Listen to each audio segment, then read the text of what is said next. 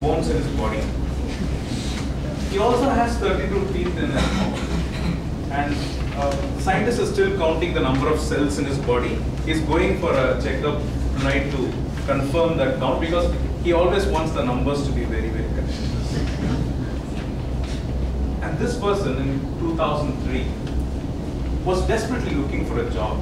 And he was in Bangalore. He met a certain Mr. Sathees. And that person had the confidence in him to offer him a job. And that day brought about a transformation in his life. Because today, he is one of the stalwarts in the field of wind energy in India. Even in the world, I would say. He is also the proud district finance manager of District 82, which is our home district. And today he is going to present a project from the storytelling manual. Before I call upon him to give a speech, let me invite Toastmaster Thomas to read out the project objectives. Thank you, Chimoli. Today, Toastmaster Satish Kumar is going to attempt the ACB4 called the Touching Story. The objectives of the project are: A, to understand the techniques available to arouse emotion; B, to become skilled in arousing emotions while telling a story. Timer, the time is 6 to 8 minutes. All the best, Toastmaster Satish Kumar. Thank you, Toastmaster Thomas. A lot of times outside the Toastmasters Club meetings, I've seen Sathees become emotional, but today I'm going to get this opportunity to see that on stage. Ladies and gentlemen, put your hands together to welcome Toastmasters.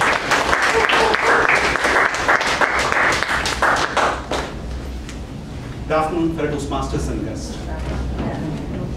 It was a pleasant Sunday evening during January 2013. I was spending my time with my kids playing at my home. My kids are so curious and asking so many questions, I could not able to even answer half of them. Rarely, I attend phone calls during these playful moments as well as weekends. One such rare call I attended was from my colleague, Ram, who called me and wanted to meet me within 30 minutes in his home. Ram is a fair and handsome guy who got very recently married.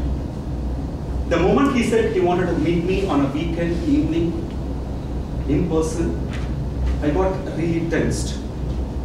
My tension goes up when I get any phone calls on the odd timings or weekends because I presume something wrong is going to happen to me. I started thinking and my thought process went on and to think about whether Ram is having any financial crunch. As far as I know, he is a little stronger guy. And I even went ahead and thinking what made him to meet me in an evening on a weekend. He got recently married, could be a problem, he has some family problems. My thought process went on and the 30 minutes over the moment Ram came into my home. We both of us went to my home terrace. He started briefing about the illness of his mother.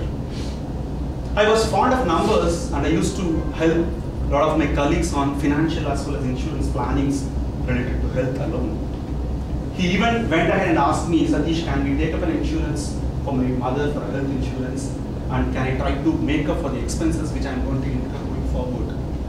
Considering the time limit as well as few technical aspects, we could not even be able to go for medical insurance.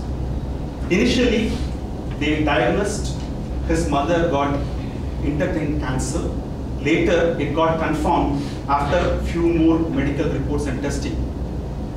After a few weeks, I could hardly see Ram in office. He come once or twice in a week. He used to travel a lot to his native, which was in Tumkur, close to Bengaluru, to take care of his mother's treatment.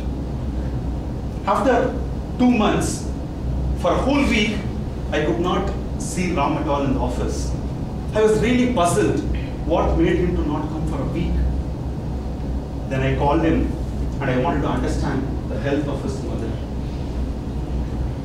With a very gloomy and sad voice, he started explaining the incidents happened from the very beginning day where I met him in a weekend. After they got confirmed about the intestine cancer, they started a lot of treatments, testings, therapies, medications. Nothing is making his mother recovering from the illness. They even wanted to try with some more other hospital where his uncle has the references with a known doctor to find out whether she could able to recover. None of the medications, therapies and treatments could not able to make her good. Finally, the doctor called Ram and his father and told him, look at Ram, this illness is so crucial, even your mother is not cooperating with the medication, whatever we are providing here. She may not last even for a few more days. Better you take her back home and take care of the remaining few more days. They were totally shattered and could not able to digest the reality in front of them. Without any other option, they brought his mother to their native in Turku. Even their close relatives are eagerly waiting in their home for her to pass away and finish their final rituals and get back to their works. Ram was hopeless and wanting the time to give a solution. After I listened to this whole pathetic episode of his life, I suddenly recalled about a Ayurvedic therapy treatment or hospital in Coorg, which is part of Karnataka. The hospital is located in a place where it has a beautiful natural resources and a hill station where they prepare medicines from the plants planted in those areas.